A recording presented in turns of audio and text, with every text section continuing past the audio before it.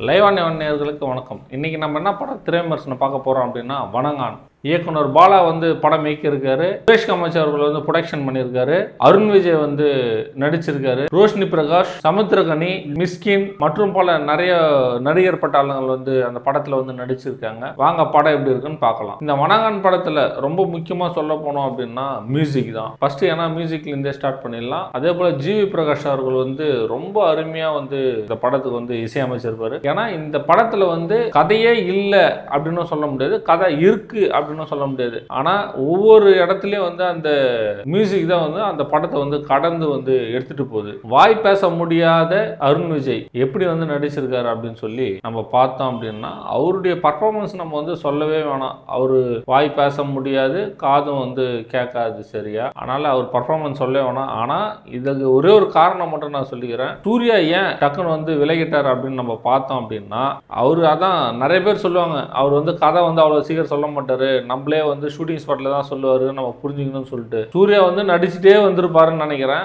நடிச்சுட்டே வரும்போது திடீர்னு வந்து டைலாக் என்ன தருவாரு அப்படின்னு சொல்லிட்டு பார்க்க போனோம் அப்படின்னா திடீர்னு நீங்க வந்து வாய் பேச முடியாம காது கேட்காம ஒரு மாற்றுத்திறனாளி அப்படின்னு சொல்லிட்டு சொல்லியிருப்பாருன்னு நினைக்கிறேன். ஆனா இதனாலதான் அவர் படத்தை விட்டு விலகி இருப்பாரு அப்படின்னு சொல்லிட்டு நான் நினைக்கிறேன். அதே போல ஹீரோயின் வந்து அவங்களுடைய கேரக்டர் வந்து ரொம்ப அழகாவே பண்ணியிருக்காங்க. அதே போல அருண் விஜய் தங்கச்சி அவங்களுடைய கேரக்டர் அவங்க ரொம்ப அருமையா பண்ணியிருக்காங்க. அதே போல மிஸ்கின் சார் வந்து ஜட்ஜா வந்து வராரு. அவருடைய கொஞ்சம் சீன் வந்தாலும் அவருடைய பர்ஃபார்மன்ஸ் வந்து வேற லெவல்ல இருக்கும். அதே போல சமுத்திரகனி அவங்களுடைய பர்ஃபார்மன்ஸும் வேற லெவல்ல இருக்கும். ஆனா இந்த படத்துல என்ன ஒரு விஷயம் அப்படின்னா கதை வந்து அவருக்கு சரியா ஸ்கிரிப்ட் வந்து எழுதல அப்படின்னு சொல்லிட்டு நினைக்கிறேன். ஏன்னா நிறைய வந்து கொஞ்சம் லென்த்தி ஷாட்ஸ் வந்து ஜாஸ்தியா இருக்கு. அந்த ஹீரோயினோட ஷாட்டாலும் சரி, அந்த வில்லன் ஷாட்டா இருந்தாலும் சரி, அதனால வந்து லென்த் வந்து ரொம்ப ஷார்ட்டா இருக்குது. அதே போல இந்த மாற்றுத்திறனாளி அவங்க வந்து குளிக்கிற சீன் ஒன்று வந்து வச்சிருக்காரு. அந்த சீன்லாம் கூட கொஞ்சம் கம்மி பண்ணிருக்கலாம் அப்படின்னு சொல்லிட்டு கொஞ்சம் நினைக்கிறோம். ஏன்னா அது ரொம்ப லென்த்தியா போகுது.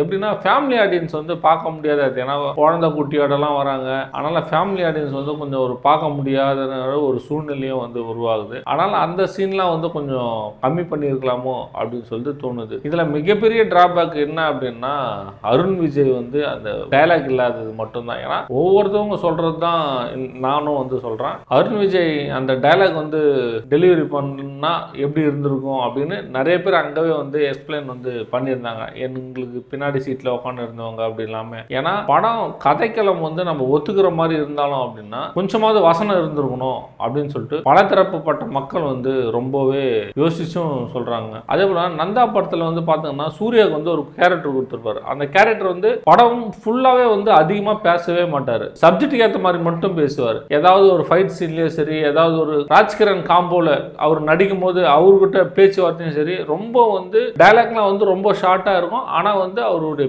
பேசக்கூடிய ஒரு நபர். அதனால இந்த படத்துல வந்து பாத்தீங்கன்னா அவருக்கு ரொம்பவே இல்லை. இந்த படத்துல வந்து சுத்தமா அவருக்கு எந்த ஒரு டைலாக்குமே இல்லாதனால கொஞ்சம் ரசிகர்களும் சரி, ஃபேமிலி ஆடியன்ஸும் சரி ஒரு ஏமாற்றம் அடைந்தாங்க அப்படின்னு நம்ம வந்து சொல்லலாம். இந்த படம் எப்படி இருக்கு மொத்தத்தில் அப்படின்னு பார்த்தோம் அப்படின்னா இது ஆஷிஷுவல் வந்து பாலா படம் அப்படின்னு சொல்லலாம். ஏன் அப்படின்னா என்ன சொல்றது, அவர் வந்து ஹீரோ வந்து அழகா இருந்தா பிடிக்காது, ஒரு ஹீரோயின் வந்து ரொம்ப ஒரு இதுவா இருந்தா பிடிக்காது.